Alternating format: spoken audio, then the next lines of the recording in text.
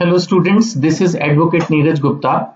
हम पहले ही पढ़ चुके हैं कि माइनर्स के जो एग्रीमेंट हैं वो वॉइड एब इनिशियो होते हैं, पहले ही दिन से बेकार होते हैं, null and void, nullity, they are invalid from day one. But इसकी कुछ एक्सेप्शंस हैं, यानी कुछ सिचुएशन में वो एग्रीमेंट पूरी तरह से बेकार नहीं होते, कुछ उनमें दम होता है। ठीक है जी। अब ये कौन कौन से होते हैं? पहला, कॉन्ट्रैक्ट फॉर नेसेसिटीज, यानी कि अगर किसी माइनर को किसी चीज की जरूरत हो और वो नेसेसिटी की आइटम कोई उसको प्रोवाइड करे तो वो एग्रीमेंट वैलिड होता है। एक्चुअली ये लॉजिकल है, अगर ये एक्सेप्शन ना हो तो फिर माइनर्स की तो कोई हेल्प ही नहीं करेगा। माना वो सड़क पे बीमार है, कोई उनको उठा के ही नहीं लेके जाएगा, उनको पता है कि भाई ये तो पैसे देने के लिए लायबल ही नहीं है, फिर तो एक तरह से उल्टा उल्टा हो जाएगा। ये जो कानून बनाया गया कि माइनर का एग्रीमेंट वॉइड है, ये तो उनको प्रोटेक्शन देने के लिए बनाया ना, ये तो उल्टा पड़ जाएगा उनके लिए। इसलिए इन्होंने कहा कि if a person supplies necessaries suited to the minors conditions in life, he can, वो माइनर की प्रॉपर्टी से अपना पैसा रिकवर कर सकता है। हाँ, उसकी पर्सनल लायबिलिटी नहीं है, यहां पर भी थोड़ा कैच है। लायबिलिटी जो है वो ओनली माइनर्स प्रॉपर्टी है।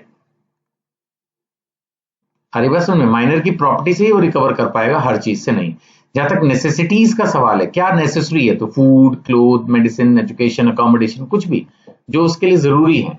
अब जैसे एक डॉक्टर ने अर्जेंट ट्रीटमेंट दी माइनर को, तो he can recover the fees. ऐसा नहीं है कि भाई माइनर तो पूरा 18 साल तक पूरा पिक्चर देखे, रेस्टोरेंट में खाना खाए, हवाई जहाज में घूमे, सब फ्री है, ऐसा भी नहीं है। तो जो भी उसके लिए चीजें जरूरी हैं, चाहे वो फूडिंग है, क्लोथिंग है, एजुकेशन, ट्रैवल, कुछ भी हो सकता है जरूरी उसके लिए, तो उसके वो पैसे कंपनी उससे रिकवर कर सकती है। ऐसा नहीं है कि वो बिल्कुल ही सब कुछ फ्री है। ठीक है ना। अब अगर हम आगे बात करते हैं, तो जो कॉन्ट्रैक्ट्स माइनर के लिए बेनिफिशियल हैं वो भी है। कोई माना, अब जैसे स्कॉलरशिप का एग्रीमेंट है ना, कोई गिफ्ट है किसी ने दे दिया, स्पॉन्सरशिप है, कई बार होता है कि कोई एजुकेशन स्पॉन्सर कर देता, तो इस तरह की चीजें वो एनफोर्स कर सकता है। माना किसी ने स्कॉलरशिप चालू कर दी और फिर वो बाद में बंद कर रहा है बिना किसी वैलिड रीजन के, अब पता लगा स्कॉलरशिप के भरोसे उसने पढ़ाई शुरू कर दी और बीच में उसकी पढ़ाई बंद कर रहा है, तो वो उस कॉन्ट्रैक्ट को एनफोर्स कर पाएगा। ये नहीं है कि भाई एक कॉन्ट्रैक्ट अगर माइनर के बेनिफिट के लिए था तो भी वो इनवैलिड है। जहां पर आप समझ रहे हैं, माइनर को बेनिफिट देने के लिए ये उल्टा प्रोविजन माइनर के फेवर में बनाया हुआ है। यानी अगर कोई कॉन्ट्रैक्ट ऐसा है जिसका बेनिफिट माइनर को मिलने वाला था, तो माइनर उस कॉन्ट्रैक्ट को एनफोर्स कर सकता है। Then minor as beneficiary promisee, वही पॉइंट घूम फिर के फिर से आया है। अगर कहीं पर भी माइनर बेनिफिशियरी है तो यहां आ जाएगा। तो सेकंड और थर्ड पॉइंट में वही चीज बेनिफिशियल कॉन्ट्रैक्ट्स की डेफिनेशन बना दी और इसमें माइनर एज बेनिफिशियरी कर दिया। अगर आप बोलो सर मैं तो एग्जाम में एक ही पॉइंट बनाऊंगा इसको, ठीक है, आप एक ही बना सकते हो, दोनों पॉइंट्स में मोर और लेस एक ही बात लिखिए। माइनर को आप एजेंट बना सकते हो, उसमें कोई प्रॉब्लम नहीं है, he can bind the principal. हाँ, उसकी लायबिलिटी तो नहीं होगी क्योंकि माइनर है, तो लायबिलिटी तो नहीं होगी, लेकिन हाँ अगर माइनर किसी के बिहाफ पर कोई काम कर रहा है छोटा मोटा, तो वो कर सकता है। Minor can be an agent. वो बात लगे माइनर को कौन ही एजेंट बनाएगा, लेकिन फिर भी अब जैसे एग्जांपल दे दिया, एक शॉपकीपर ने 17 साल के बच्चे को डिलीवरी के लिए लगा दिया, तो वो जो भी काम कर रहा है वो ऑनर को बाइंड करेगा। सो minor can be a legal representative of his owner, but practically बहुत कम होता है कि माइनर्स को कोई एजेंट अपॉइंट करे, लेकिन अगर करेगा तो चलेगा। माइनर पार्टनरशिप के अंदर बेनिफिशियरी हो सकता है, माइनर पार्टनरशिप फर्म में बेनिफिशियरी हो सकता है। आमतौर पर ये पता कब होता है, जैसे दो पार्टनर है और बाय द वे एक की डेथ हो गई और बच्चा भी छोटा है उसका, माना 10 साल का है, 12 का है, 15 का है, तो उसको भी पार्टनर बना लेते हैं और फर्म में जो बेनिफिट्स हो रहे होते हैं, प्रॉफिट्स हो रहे होते हैं, वो उसको देते रहते हैं। बट अगर लॉस हो जाए तो वो लॉस उससे वो रिकवर नहीं कर पाएंगे। तो basically he may be admitted to the benefits of the partnership firm. कहीं ना कहीं लॉ हर तरह से पार्टनर को प्रोटेक्ट करने की कोशिश कर रहा है। तो पार्टनरशिप फर्म में वो शेयर प्रॉफिट कर सकता है, बुक्स ऑफ अकाउंट अगर उसको समझ हो तो इंस्पेक्शन कर सकता है, बट वो फर्म के डेट्स के लिए लायबल नहीं होगा, वो फर्म के डेट्स के लिए लायबल नहीं होगा। That is a well established law. ठीक है जी। अब माइनर क्या बड़ा होने के बाद उन एग्रीमेंट्स को रेटिफाई कर सकता है? जैसे उसने अपनी माइनॉरिटी में कुछ एग्रीमेंट्स किए, अब वो बड़ा हो गया तो वो बोलते चलो जी अब मैं बड़ा हो गया, तो जो एग्रीमेंट्स माइनॉरिटी में किए थे वो तो सब इनवैलिड थे, अब वो वैलिड हो जाए ना, दोबारा फ्रेश करने पड़ेंगे। हाँ, यानी माइनॉरिटी में जो एग्रीमेंट्स किए वो बड़ा होने के बाद, यानी 18 साल का होने के बाद वो दोबारा उसको करने पड़ेंगे, तब वो वैलिड कॉन्ट्रैक्ट माने जाएंगे। पुराने कॉन्ट्रैक्ट ऑटोमेटिकली वैलिड नहीं हो जाएंगे जी अब तो बच्चा 18 साल का बड़ा हो गया। सो बेसिकली आपको ये चीज याद रखना है कि एक फ्रेश कॉन्ट्रैक्ट की जरूरत पड़ेगी। ठीक है। माइनर शेयर होल्डर हो सकता है कंपनी का, हो सकता है अगर फुल्ली पेड शेयर्स हो तो। अगर शेयर्स क्या होता है कि पुराने जमाने में होता था, मेरे को लगता है आज की तारीख में तो ये रेलेवेंट नहीं है, पुराने जमाने में शेयर्स में ना इंस्टॉलमेंट में पेमेंट आती थी।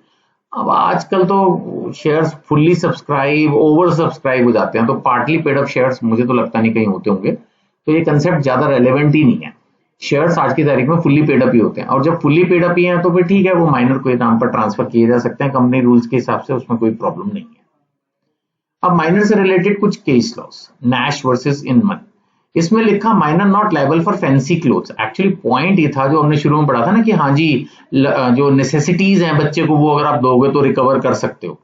तो अब मान लेते हैं अगर किसी ने बच्चे को ये दिया है food, clothes, medicine, education, accommodation, तो वो उसके पैसे रिकवर हो सकते हैं उसकी प्रॉपर्टी से। लेकिन अगर कोई लग्जरी आइटम दी है, अब मान लेते हैं किसी ने आईफोन दे दिया बच्चे को, तो आज की तारीख में मोबाइल भी एजुकेशन के लिए नेसेसिटी से आएगा, क्योंकि तो ऑनलाइन क्लासेस चलती हैं, सब कुछ है, लेकिन भाई मोबाइल तो फिर 20-25 हजार का भी हो सकता है ना।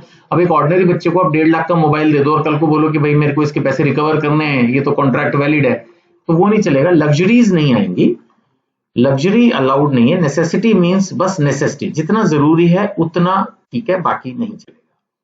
तो ये पहला ही जो केस है वो एक तरह से क्लियर कर रहा है। दूसरा है गार्जियंस कॉन्ट्रैक्ट कर सकते हैं for the benefit of minor. हाँ वो तो है ना, बच्चे की ट्यूशन तो लगाते ही हैं वो कोई प्रॉब्लम नहीं है।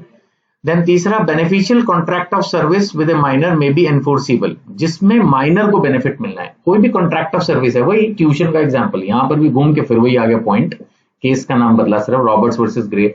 जैसे पेरेंट्स ने बच्चे के लिए कोई ट्यूशन लगा रखी है, कोई और ट्रेनिंग लगा रखी है स्पोर्ट्स की, आजकल बहुत लोग बच्चे अपने छोटे बच्चों को भी स्पोर्ट्स की ट्रेनिंग देते हैं, लैंग्वेज की ट्रेनिंग देते हैं, पर्सनालिटी की, तो उसमें अगर बेनिफिशियल कॉन्ट्रैक्ट है या कोई ऐसा कॉन्ट्रैक्ट कर लिया जिसमें बच्चे को हर महीने पैसे मिलते रहे या कुछ भी, तो वो एनफोर्सिबल है। ये केस थोड़ा अजीब है, जो कि पहले भी मैंने डिस्कस किया था माइनर्स के बारे में, मोरी बीबी में भी तो यही था ना, minor can not be liable even if he was misrepresented. बच्चे ने अगर अपनी एज गलत भी बता दी तो भी उसकी लायबिलिटी नहीं है। यहां थोड़ा सा कानून गड़बड़ाता है लॉजिक वाइज, लेकिन कानून यही है कि बच्चा अगर है तो वो लायबल नहीं होगा। Next, minors void agreement can not be ratified after majority. Indran Ramaswamy, जो मैं अभी आपको पढ़ा रहा था कि 18 साल का अगर वो हो जाएगा तो वो कॉन्ट्रैक्ट ऑटोमेटिकली वैलिड नहीं हो जाएंगे, 18 साल की उम्र के बाद उसको दोबारा ही करने पड़ेंगे, वो पॉइंट है यहाँ पर।